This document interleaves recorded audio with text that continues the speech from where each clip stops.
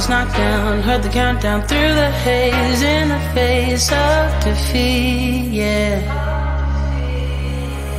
I was ruled out with no bailout, on my own, all alone, left to bleed out. But I rose up from the ground, just like I was spellbound. All the odds were against me, so I picked up the pace, and now I'm in the race. Give me some space. I'm a movement and I ain't losing. Gonna go, go, go, go. Like a bullet, won't take no bullshit. You should know, no, no, no. I'm about to explode.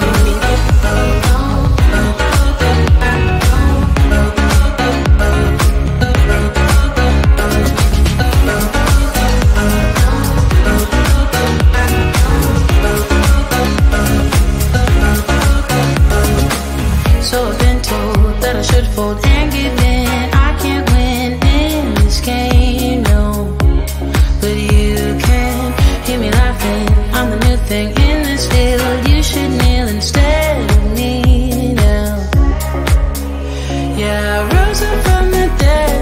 Your words inside my head. All the odds were against me, but now I lead ahead with grace. I'm winning this race. Give me some space. I'm a movement and I ain't losing. Gonna go, go, go, go.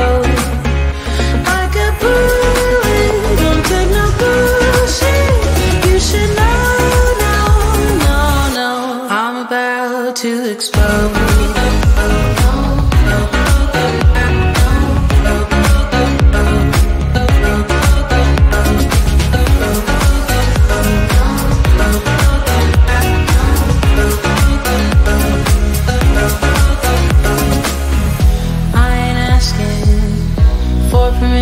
No, I don't have to say I'm sorry.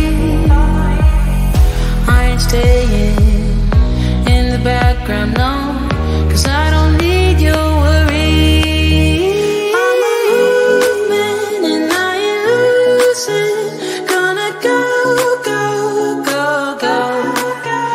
Like a bullet, won't take no bullshit. You should know, no, no, no. I'm about to explode.